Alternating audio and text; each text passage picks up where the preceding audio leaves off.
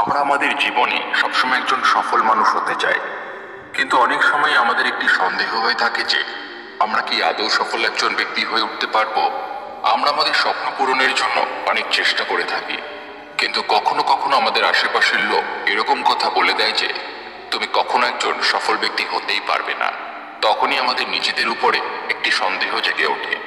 আমাদের ভিতর থেকে একটি চাঞ্চল্যতা কাজ করতে থাকে যে আমি কি কখনো সফল হতে পারবো না। লোকে যে আমার ব্যাপারে এসব কথা বলে, সেসব কি বাস্তবে সত্যি, নাকি এগুলো সবই ভুল? আজকের এই ভিডিওটির মাধ্যমে আমরা এই বিষয়ে চর্চা করব এবং জানব সমস্যার সমাধান। আমরা এমন কিছু আলোচনা করব যা আমাদের জানায় যে আপনি একজন সফল ব্যক্তি হতে পারবেন নাকি পারবেন না। আপনার কাজটি হলো এই গল্পটি পুরো মন দিয়ে শোনা। এই গল্পটি শুনে হয়তো আপনি আপনার উত্তর নিজেই পেয়ে যাবেন। লোকের কথা শুনে যদি তুমি নিজেকে সন্দেহ করো, তাহলে সারা জীবন অসফলই থেকে যাবে। লোকের কি আসে যায়, সে কখনোই আপনাকে আপনার ব্যাপারে সঠিক কথা বলবে না। লোকের কাজ তো অপরকে নিচু দেখানো। যদি আপনি ভালো কিছুও করে থাকেন, তবুও সে আপনার খুদ বার করবেই। সে কখনো আপনাকে বলবে না যে আপনি ভালো কাজ করছেন। কোনো এক সময়ের কথা, কোনো এক নগরে রামু নামে একজন যুবক বাস করত। সেই যুবক তার জীবনে একজন বড় ব্যক্তি হতে চেয়েছিল, আর সে তার স্বপ্নকে পূরণ করার জন্য দিন রাত খুব পরিশ্রম করত। তার স্বপ্ন ছিল যে নগরের বড় বড় ব্যক্তিদের মতোই নাম, যশ, সম্মান ও খ্যাতি অর্জন করবে। রামু তার সব কাজই খুব সাবধানে, যথেচ্ছভাবে এবং অত্যন্ত প্রচেষ্টার মাধ্যমে সম্পন্ন করত। রামু খুব সকালে ঘুম থেকে উঠত এবং ধ্যান সাধনা করত, এবং তারপরে সে তার কর্মে লিপ্ত হয়ে যেত। রামুর পরিবার হয়তো গরিব হতে পারে, কিন্তু রামুর স্বপ্ন ছিল একজন সফল ব্যক্তি হয়ে ওঠার। সে মনে মনে চাইতো যাতে তার কোনো জিনিসেরই অভাব না থাকে। এই কথা ভেবে সে অত্যন্ত কষ্ট করত। সে তার সব কাজই সময়ের মধ্যে সম্পন্ন করে ফেলত। সে কখনো কোনো কাজকে আজ নয়তো কাল, কাল নয়তো পরশু এমনটা করত না। যেই কাজকে সে একবার ধরত, সেই কাজকে সে সম্পন্ন করেই ছাড়ত। যদি কোনো কারণে তার সময় বরবাদও হয়ে যায়, তাতে সে খুব অনুতপ্ত বোধ করত, কারণ সে কখনোই বিনা কাজে তার সময় বরবাদ করতে চাইত না। সে তার কোনো কাজেই অসফলতা বোধ করত না। সে সবসময় লোকেদের সাহায্য করত। যদি কেউ তার সমস্যা সম্পর্কে তাকে জানাতো, তাহলে সে দ্রুত সেই ব্যক্তির সমস্যা সমাধান করে দিত। কিন্তু রামুর আশেপাশের লোক সবসময় রামুকে বলতো যে তুই জীবনে সেরকম বড় কিছু করতেই পারবি না। যেমন গরিব আছিস, এরকম গরিব থেকেই মারা যাবি। লোকের এমন কথা শুনে রামুর মনোবল ভেঙে যেত। সে তার লক্ষ্য থেকে বিচ্যুত হয়ে যেত। কিন্তু যখন রামু সেসব সফল লোকেদের দেখত, তখন তার মনে পুনরায় সফল হওয়ার ইচ্ছা জাগ্রত হয়ে উঠত। সে তার কাজ পুনরায় করা শুরু করে দিত। কিন্তু কোথাও না কোথাও সেসব লোকেদের কথা রামুর মনে চলতেই থাকত। সে এমনটা ভাবত যে এই সমস্ত লোকেরা কি ঠিক বলছে, নাকি আমি যে পরিশ্রম করছি সেটা সঠিক। আমি কি আদৌ একজন সফল ব্যক্তি হতে পারবো? তারপর একদিন সেই নগরে একজন বৌদ্ধ ভিক্ষুক ভিক্ষা করতে আসে। সেই বৌদ্ধ ভিক্ষুক অত্যন্ত জ্ঞানী একজন ব্যক্তি ছিলেন। সে লোকেদের নানান সমস্যার সমাধান করছিল এবং তাদের নানা উপদেশও দিচ্ছিল। এই দেখে রামু নির্ণয় করল যে তার সমস্যা সেই বৌদ্ধ ভিক্ষুককে জানাবে। সে বৌদ্ধ ভিক্ষুককে জিজ্ঞাসা করবে যে সে যে স্বপ্ন দেখছে তা আদৌ বাস্তবে রূপান্তরিত হবে নাকি হবে না। এছাড়াও লোকে তার সম্পর্কে যা যা কথা বলে তা কি বাস্তবে সত্যি।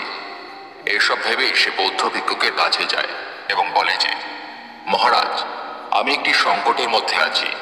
আমি এটা বুঝতে পারছি না যে আমি একজন সফল ব্যক্তি হতে পারবো নাকি পারবো না। আমি অনেক পরিশ্রমও করি, কিন্তু আমার আশেপাশের লোক প্রায় সেটা বলে থাকে যে আমি একজন বড় মানুষ হয়ে উঠতে পারবো না। মহারাজ, ওনারা কি সত্যি কথা বলছে? আজই আপনি এই সমস্যার সমাধান করুন। রামুর কথা শুনে বৌদ্ধ ভিক্ষুক তাকে বলল, তুমি কেন অপরের কথায় কান দাও? তুমি কি এটা জানো না যে তুমি সফল একজন ব্যক্তি হবে কি হবে না? এই কথা শুনে রামু তখন বলল যে আমি তো এই দুশ্চিন্তাতেই আছি যে আদৌ আমি সফল হতে পারবো কি পারবো না। মহারাজ, আমার মাথায় কিছুই আসছে না। তার এমন কথা শুনে বৌদ্ধ ভিক্ষুক বলেন যে আজ আমি কিছু লক্ষণের ব্যাপারে বলবো। যদি এগুলো তোমার মধ্যে থাকে, তাহলে তোমাকে সফল হওয়া থেকে কেউ আটকাতে পারবে না। আর এই লক্ষণ যদি তোমার মধ্যে থাকে, তাহলে হয়তো লোক ঠিকই কথা বলছে, কিন্তু তোমার উচিত লোকের কথায় কান না দেওয়া। নিজের উপরে তোমার বিশ্বাস রাখা উচিত। তখন বৌদ্ধ ভিক্ষুক রামুকে সেই লক্ষণের কথা বলে, যার প্রথমটি হলো সময়ের দাম দেওয়া। বৌদ্ধ ভিক্ষুক তাকে বলে যে যদি তোমার জীবনের সময় খুবই প্রিয় জিনিস হয়ে থাকে, যদি তুমি তোমার সময় অহেতুক নষ্ট না করে থাকো, যদি তুমি তোমার সব কাজ সঠিক সময় পূরণ করো, তাহলে তুমি সফলতার খুব কাছাকাছি আছো। কারণ যেই ব্যক্তির সময়ের কদর করে, তাহলে তুমি সফলতার খুব কাছাকাছি আছো। কারণ যেই ব্যক্তি সময়ের কদর করে, সময়ও কখনো না কখনো সেই ব্যক্তির কদর করে। আর যেসব ব্যক্তিরা সময় বরবাদ করে, সময় তাদের বরবাদ করে দেয়।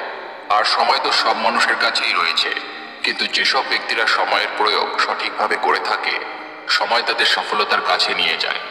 ধরো কোনো কারণে তোমার কোথাও সময় বরবাদ হয়ে যায় এবং তুমি এটা অনুভব করতে থাকো যে আজ আমার সময়টা বরবাদ হয়ে গেল, এবং তুমি সেই সময় বরবাদ হওয়ার জন্য অনুতপ্ত বোধ করো, তাহলে তুমি বুঝে যাও যে তুমি সফলতার দিকে এগিয়ে যাচ্ছ।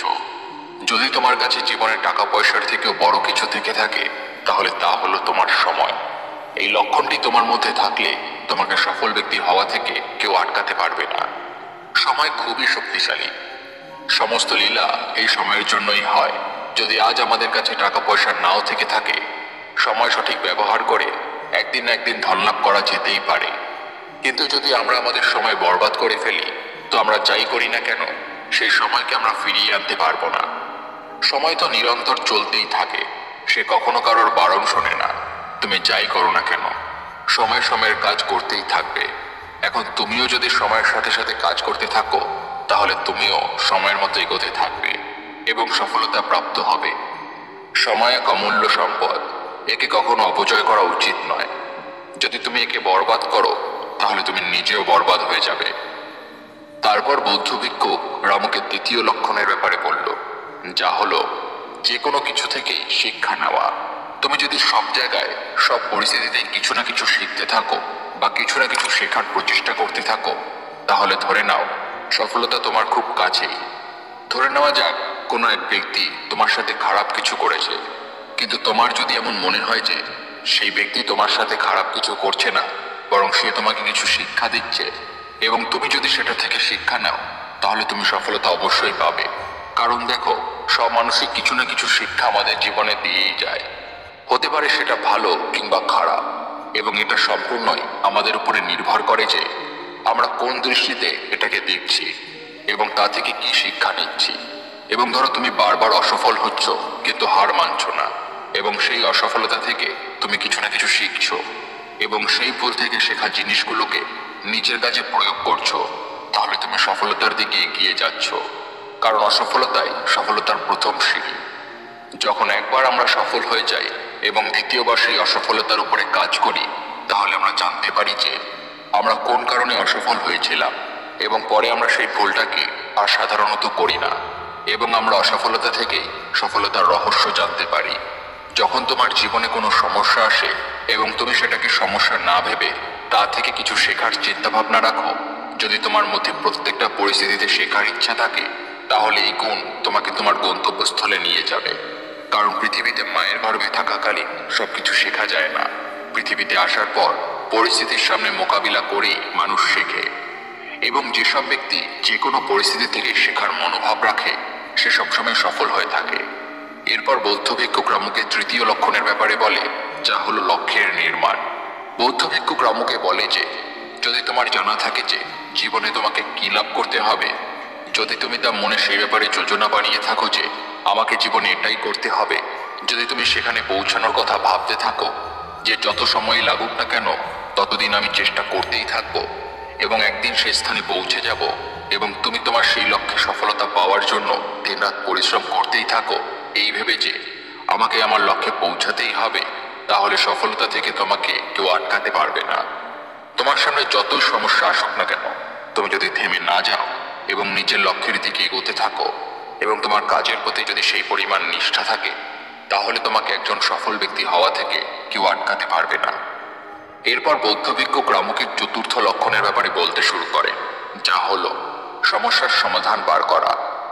বৌদ্ধ ভিক্ষুক রামুকে বলে যে যদি তোমার সামনে কোনো সমস্যা আসে এবং তুমি সেই সমস্যা দেখে ঘাবড়ে না যাও, বরং সে সমস্যার সমাধান খুঁজে বার করে নাও, তাহলে তুমি সফলতার দিকে এগিয়ে যাচ্ছ। ধরো কেউ তোমার কাছে তার সমস্যা নিয়ে আসে এবং তুমি যদি তার সমস্যার সমাধান করে দাও, এর অর্থ তোমার মধ্যে সেই ক্ষমতা আছে যে তুমি অপরের সাহায্য করতে পারো। এবং যে ব্যক্তি নিজেকে এবং অপরকে সমস্ত প্রকার সমস্যা থেকে বেরিয়ে আসার সমাধান দেয় তাকে সফল হওয়া থেকে কেউ আটকাতে পারে না। এরপর বৌদ্ধ ভিক্ষুক রামকে পঞ্চম লক্ষণটির ব্যাপারে বললে যে সকালে তাড়াতাড়ি ঘুম থেকে ওঠা এবং রাতে তাড়াতাড়ি শুতে যাওয়া। বৌদ্ধ ভিক্ষুক রামকে বলে যে যদি তুমি সকালে খুব ভোরবেলায় ঘুম থেকে ওঠো, যে তোমার সকালে ঘুম থেকে ওঠা ভালো লাগে তা সত্যি খুব ভালো একটি বিষয়, কারণ সকালের সময় খুবই শান্ত থাকে। যদি তুমি সকালে ঘুম থেকে উঠে শরীর চর্চা করো তাহলে পুরো দিনটা দেখবে ভালো যাবে। তুমি যাই করো না কেন দেখবে তাতে কোনো অলসতা আসবে না। সকালে ঘুম থেকে ওঠার ফলে আমাদের মধ্যে সারাদিন ধরে ঊর্জা তৈরি হয়। আবার তুমি সকালবেলা ঘুম থেকে তখনই উঠতে পারবে যদি তুমি রাত্রে তাড়াতাড়ি শুতে যাও। যদি তুমি রাত্রে সময় মতো শুয়ে পড়ো এবং সকালবেলা তাড়াতাড়ি ঘুম থেকে ওঠো, তাহলে তুমি এটা দেখে থাকবে যে তুমি শরীরে একটি অদ্ভুত প্রাণবন্ততা অনুভব করছো এবং তোমার পুরো দিনটাই ভালো যাবে। বৌদ্ধ ভিক্ষুকের এই কথা শুনে রামও বলে যে মহারাজ, আপনি তো আমার সমস্ত সমস্যা দূর করে দিয়েছেন। এখন আমার কাছে সবকিছুই জলের মতো পরিষ্কার। আপনাকে অশেষ ধন্যবাদ। বন্ধুরা, ভিডিওটি দেখে যদি ভালো লাগে তাহলে অবশ্যই একটি লাইক করবেন এবং সবাইকে শেয়ার করবেন যাতে তারাও ভিডিওটি দেখে উপকৃত হয়। সবাই ভালো থাকুন, সুস্থ থাকুন এবং মনের বাসা নয়।